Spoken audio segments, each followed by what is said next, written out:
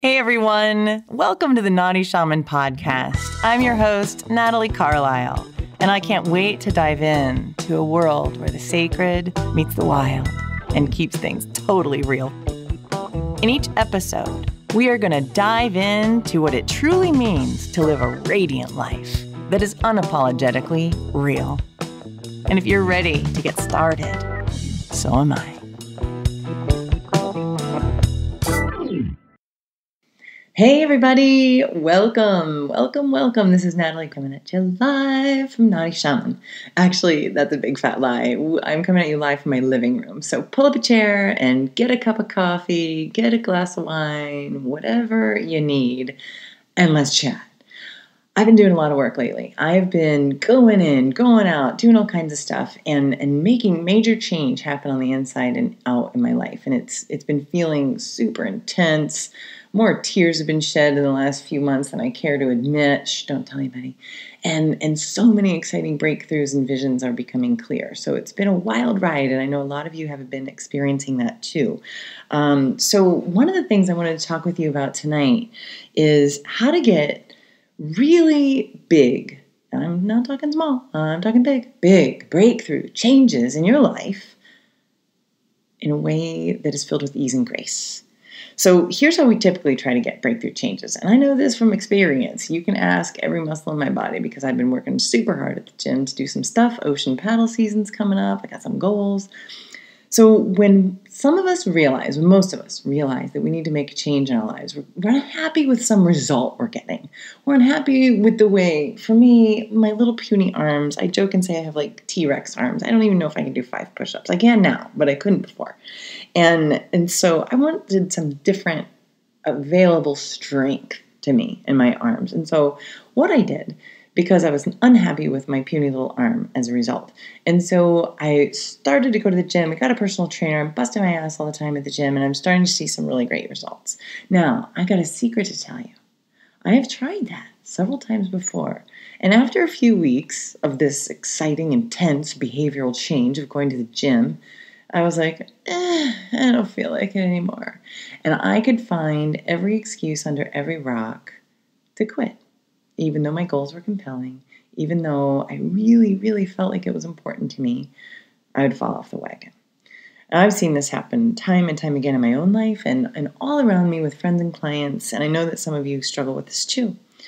So there's got to be a different way. When most of us want a different result, especially in an area of our life where maybe we're having suffering or pain, or better yet, a painful, reoccurring pattern of loving the same kind of way that gets terrible results, of working the same kind of way that gets terrible results, of using our bodies in the same terrible way that gets terrible results. Many of us get stuck in these chronic patterns, and it's like we're swimming upstream and can't figure out how to get out of it. And I'm going to tell you some of the secrets to that today. And I'm really excited about it because shamans have known for a really long time that just adjusting behavior isn't going to change your life. It's not quite enough. You can get incremental change. Like, man, my biceps are looking good. I'm not going to lie. But to get the long-lasting change, the big breakthroughs, it takes more than just behavior change. So let's think of another example. I can think of so many examples. Okay, so here, I had an example of a woman came into the office a week ago, and she wanted some better results. She was going through medical school, and she wanted to get some better grades and dazzle her to get these amazing, I forget what they're called, I think internships. There's a medical term for it, I can't remember right now, but her goal and her result that she wanted was to get this incredible opportunity at this hospital for an internship. And she needed to make some change in order to do that. And so she's racking her brain and working hard and working a million hours and trying to do all of this just through behavior. And it was getting mixed results. Some good, some bad. It was inconsistent at best. And she was extremely frustrated. And so as we were talking about that, she's like, I'm studying more, I'm working harder, and I'm not getting the results I want. And after a little bit of talking, a little bit of coaching, what she came to realize is that somehow she had inherited a belief that she was stupid.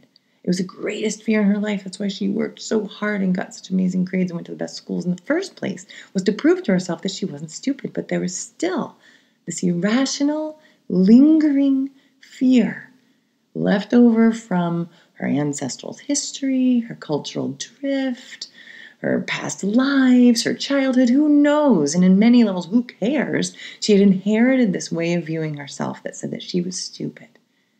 And that way of seeing the world and herself led to certain behaviors, which led to certain results.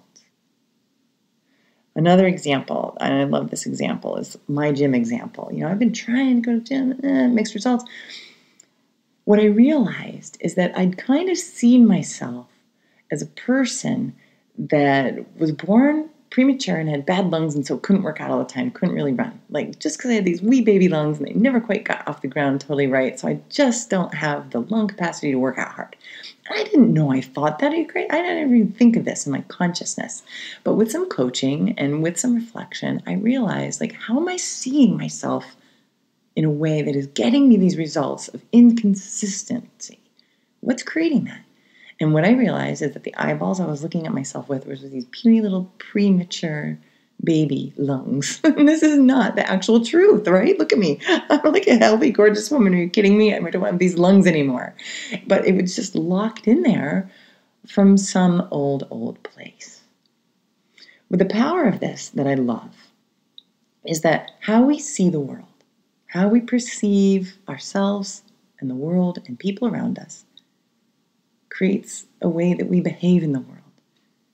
If we're harboring a way of looking at the world that we are stupid, they create certain behaviors. Some people will then prove everything. They'll be on this obsessive, wild ride of trying to prove to everybody that they're not stupid. And they might even show up arrogant, and which is ironic because it creates fears that they're stupid. Are you following me on this track?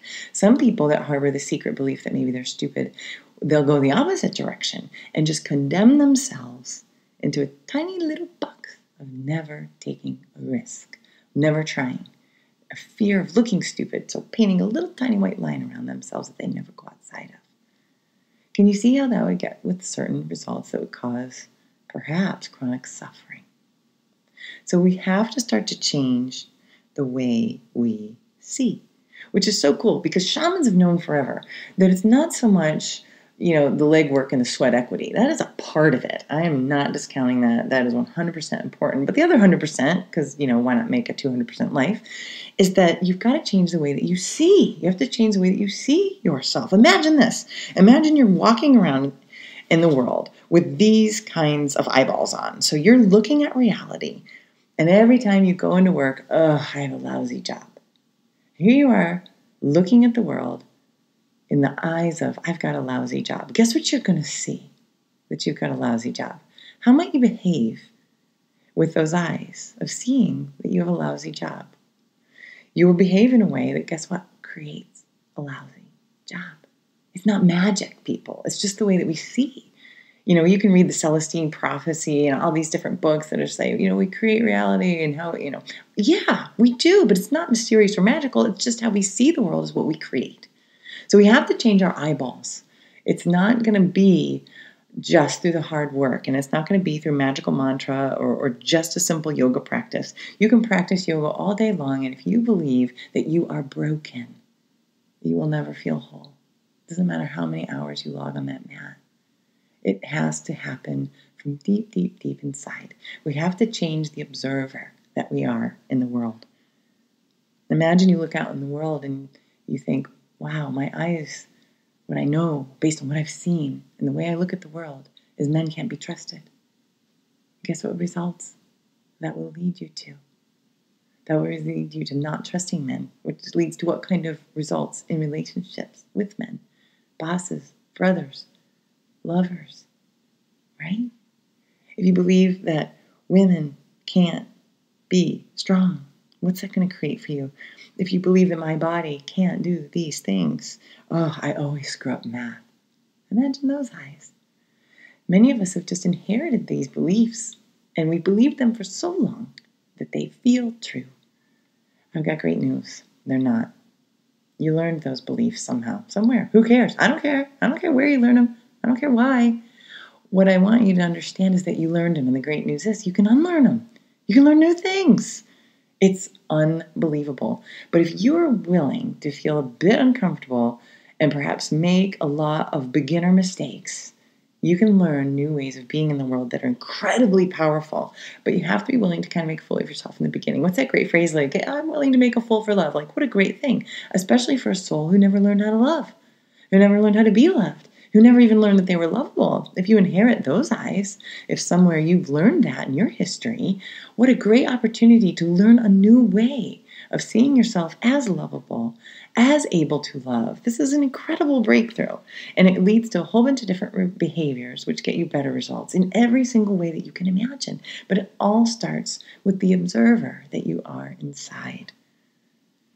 So the trick that every creator knows is that you need to have some consciousness and awareness around the way that you see the world. But so many of us have become so numb. We numb out to the TV, drugs, alcohol, sex, rock and roll, you name it. You name it. We don't want to see the world because what we see is so painful. And sugar, it is. It can be, especially when you've inherited some grumpy eyes that see the world as painful, that see the world as hopeless. If you've inherited that, I get it. I get the numbing. I do. I truly have compassion for that place. But we can no longer afford the luxury of that, my friends. No longer. Look around in the world. This world is wide open for new observers, for new possibilities, new ways to collaborate, to see beauty, to create beauty. Who's going to do that? We get to do that, but we have to become learners of this new way of loving, this new way of doing family, this new way of doing life. We have to change how we see things and see ourselves. And that way, we increase our potential and the way that we can make possibilities where there was once just a little white box, keeping us small. So here's my challenge to you. I am excited. I'm rubbing my hands together. That's what you can hear. Tomorrow, here's what I want you to do. I've been doing this practice for about 40 days. And it's just mind-blowing what you can change in your reality and opportunities that will come to you if you practice this. So for tomorrow, start here. Start at the beginning. Be a beginner. Wake up in the morning and be like, wow, I have no idea who I am or what I'm doing today, but I'm going to go learn stuff, and it's going to be a cool new day. I can't wait to see the surprises in store for me.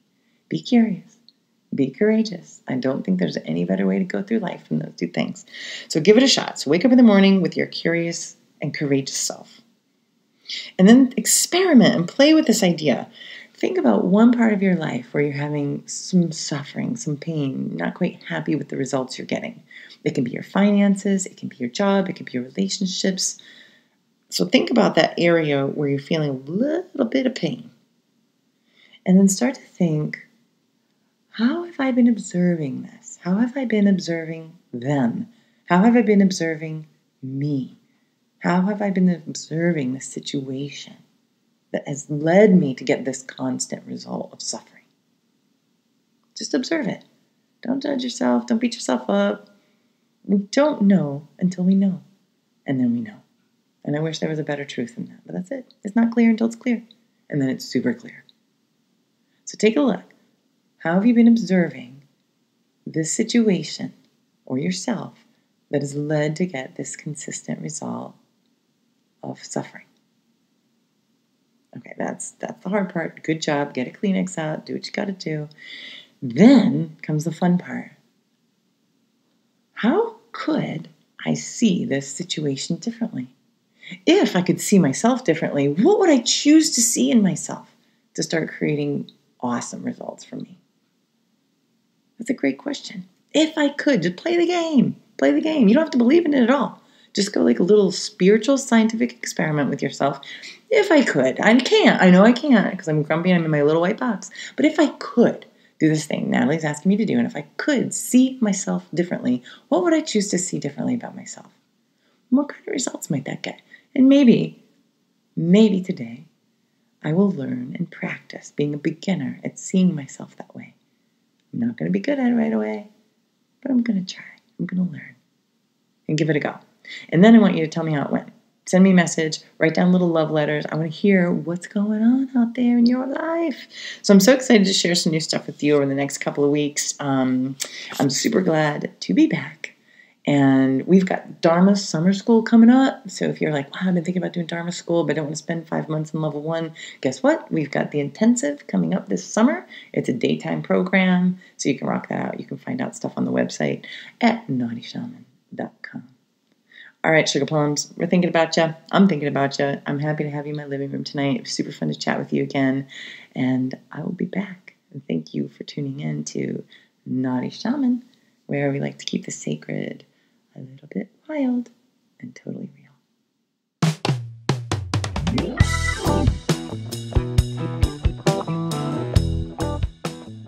If you're hearing this message, you've listened to the entire episode, and for that, we are so grateful. Please reach out to us. Let us know what topics you'd like to see covered in our future episodes. Get in touch in the comments because we love to hear from you. And you can reach us on social media.